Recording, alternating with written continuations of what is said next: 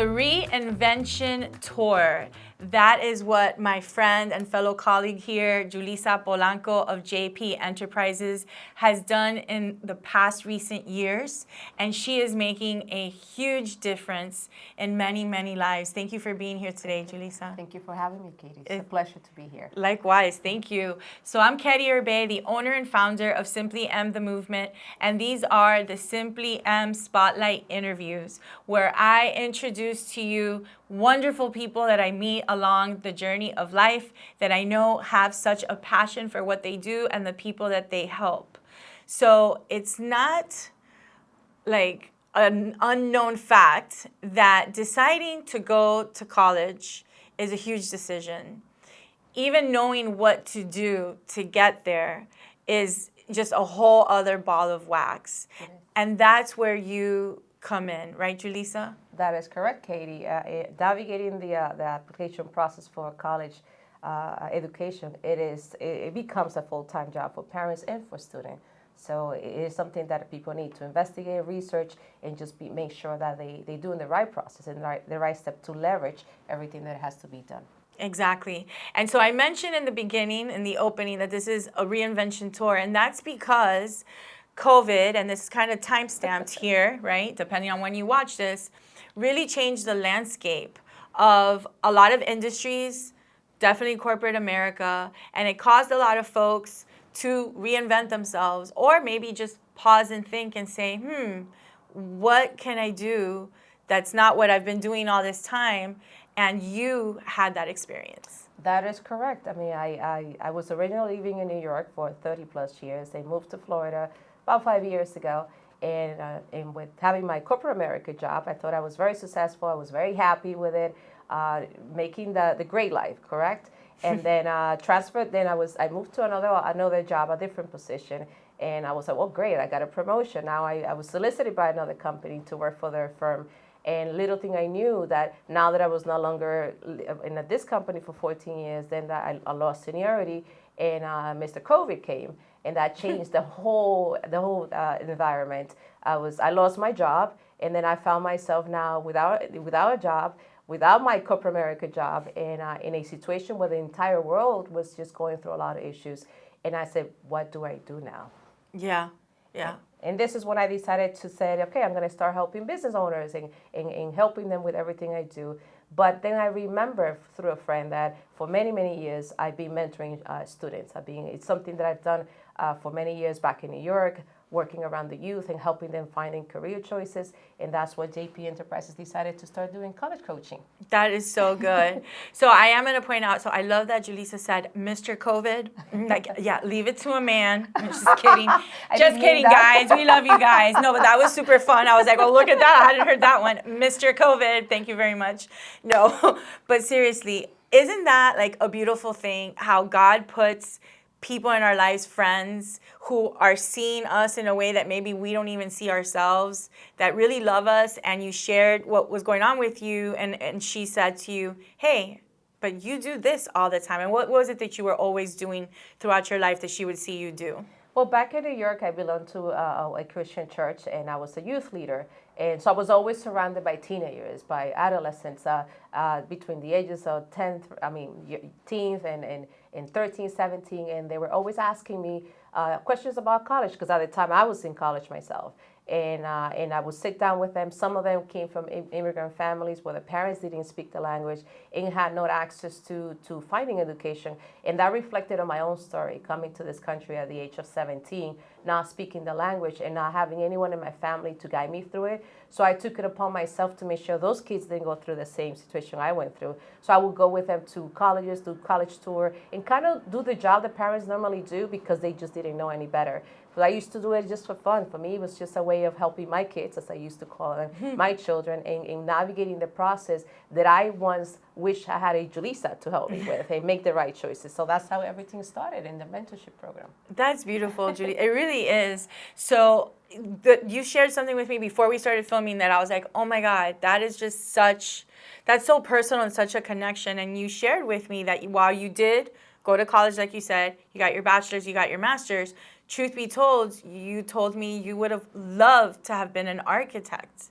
However, you didn't receive the guidance that you needed. You were like figuring it out. You're originally from the Dominican Republic, right? That is correct. And I'm originally from Cuba, so I can echo that and I understand. I was the first person in my family, I'm the oldest, to go to college, so I had to navigate all these things on my own. I wish I would have known a Julissa. Yeah, so not only do you provide that guidance, but also let's talk about the financial aspect of it. That is correct. Thank you, Katie. You're welcome. When I first moved to New York at the age of 17, as I said, I was already going to college in DR as an architecture major. And then when I started applying, looking for information, no one in my family knew, and I thought I couldn't afford to do this major because my dad at the time he had a nice income, but he was supporting two families. Us here in the United States, and then the family remaining in Dominican Republic. So I assumed that because he couldn't pay for college and I was a new immigrant, I couldn't get any help, financial aid or scholarship. Little thing I knew that I could apply for scholarship based on my immigrant status, a new immigrant arriving to the U.S., a person who was English was not their first language. There's so many categories for scholarship that you cannot even imagine. Even people who have favorite pets. You have a Chihuahua, there's a scholarship for that as well. and I had to learn that the hard way. And what did I do? I put myself at the community college in New York just because it was close to me. Not because it was the right choice for me. Just a few stops away from, and that's because my uncle told me, yeah, just go there. Everybody goes there. And that was the first bad choice I did. And I'm grateful because I learned from there, and I learned what not to do later on. But I started paying my college education with my credit cards. Yes. Because I didn't know anything about student loans. It's not what I recommend, but at least it's an option. Rather than going and paying your school for credit cards, put myself to a part-time job. So I lost a lot of financial opportunities just because I didn't have the power of knowledge. Yeah, for sure. So, I just recently had this conversation because Simply I'm the Movement is a dance community. It's a dance platform. So folks sometimes are like, well, what do these interviews have to do with dance? I'm like, dance has to do with life. Everything has to do with life. And again, like, not to bang this drum again, but, many of us don't know about a lot of things for different reasons. Again, my case is my family and I, we came from another country. I had to figure a lot of things out here in the U.S. If you're watching this and you're from another country, I'm sure you can still relate. And so there's topics that we're not exposed to.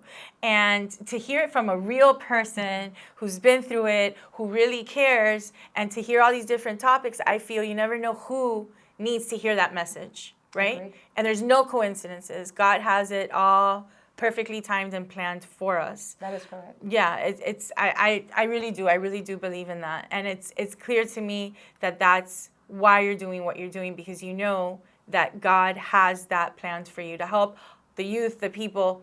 But I do want to say, so now you're officially 305. So if anybody knows, 305 is Miami. It's Miami. That's not right. Not 212. No longer 212, still in your heart, but you're 305. And Mr. Pitbull himself made that a famous thing. And Mr. Pitbull is worldwide, and so are you. Yes. So watch out, Pitbull. Julissa's coming for you. So you're helping people everywhere, both in other countries, wanting to study here, or Yes. people here wanting to study there. I mean, tell us about that. That's amazing. Yeah, right now I have a few international students under my belt.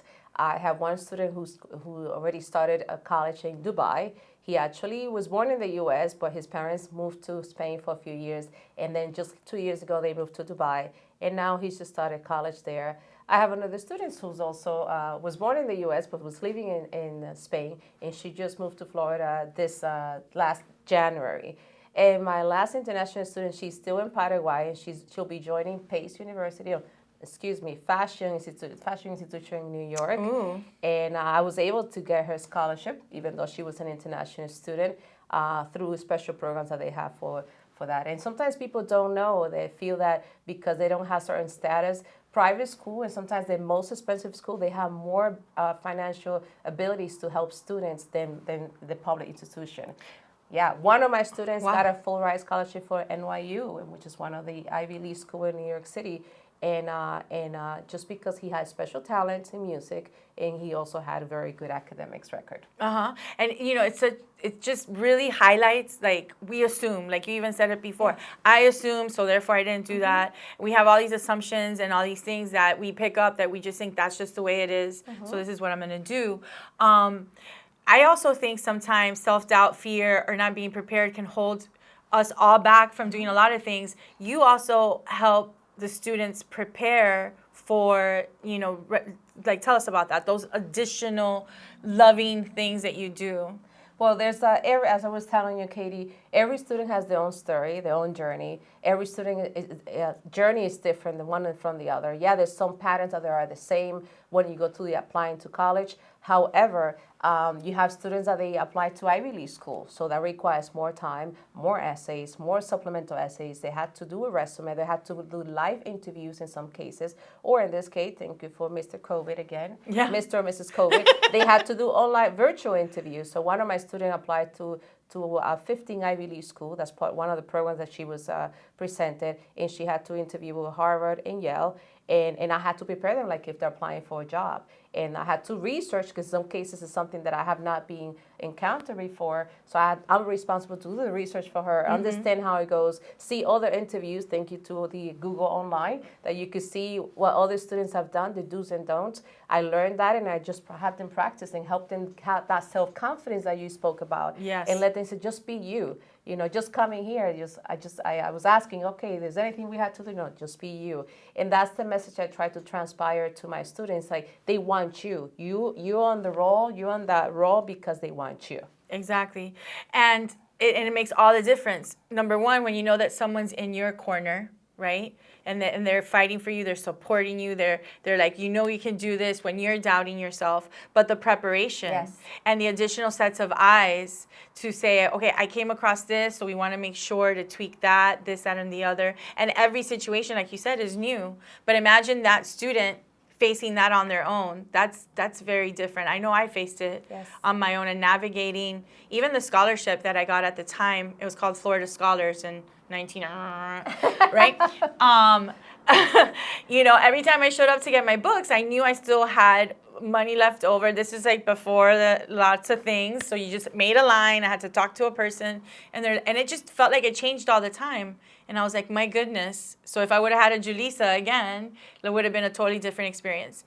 Now, how about, because we're saying students, but what about people that then are not teenagers and later on in life decide, I want to go to college and they never did, or I want to go back to college? Are you able to help them as well? Absolutely. I mean, I'm always going to study myself. I'm probably going to be doing something soon.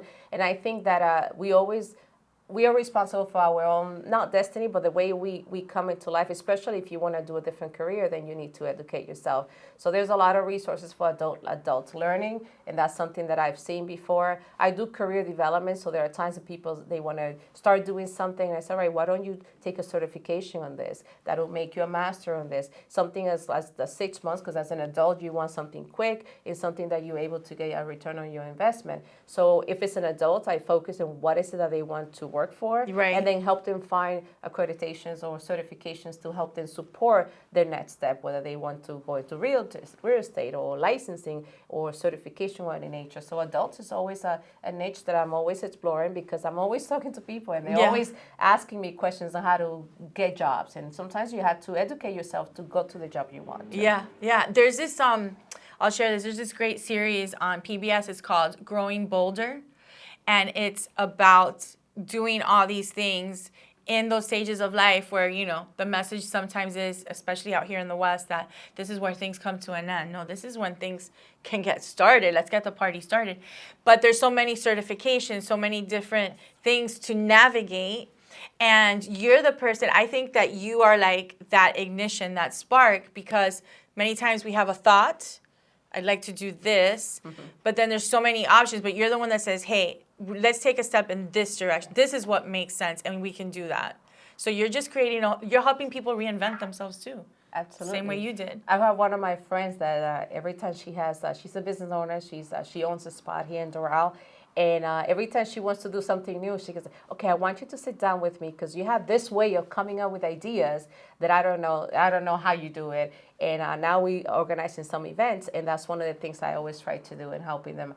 And everything comes because I had a second chance of life. You know, I'm a 9/11 survivor, and I remember that on that moment that I thought I could be a risk. One of the things that I feel strongly is that you here for a purpose, and one of my biggest purpose is to encourage people to always better themselves. And whether it's a student, an adult, or anybody that I have the opportunity to speak to, I always had that need to make that person feel more comfortable about themselves or any situations that they could be at.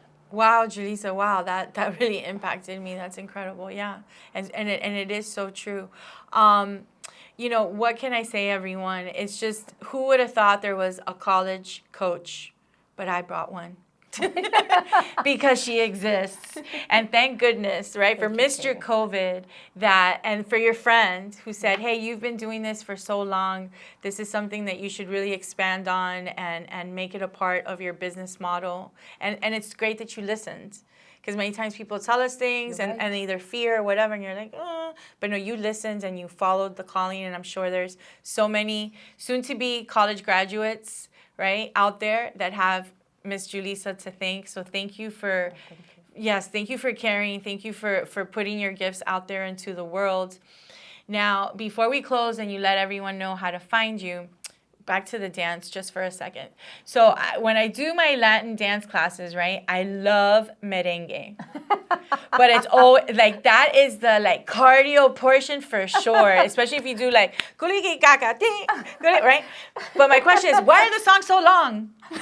They go on forever. They're testing you. They're testing your cardio. Yes, right? Resistance. Okay, so you agree. All right. I agree. I love it. And I'm telling you that those fast merengue songs, I love them, but I'm always like, what is this? Like the remix of the remix of the remix. But, you know, long live merengue. They were only good when you were young, and the boy you like pulls you out to dance, and you just love that he picks the longest song. Yes. But then you had to prove it to yourself that you can handle it. That you can handle it. I'm hanging in there. So anyways, if you want to get your cardio on, take it from an original from the Dominican Republic and a Cuban that's tried it. Merengue is a great option. Absolutely. So thank you for being here today. Let everyone know what's the best way to connect with you to navigate the college maze. Thank you. You could always find me and send me an email at info@jpenterprisessolutions.com, or you could find me on my website at www.julissapolanco.com, and you'll be able to see my contact information. And please, parents, it's never too late to start the process. Your kid could be in middle school and elementary school. You need to start planning on time and make sure that they need you and they need us to have a better future for themselves. I love it. Thank you once again. Thank you, Katie. So remember, everyone, stay happy, stay positive, be blessed, and be a blessing. Till next time. Bye.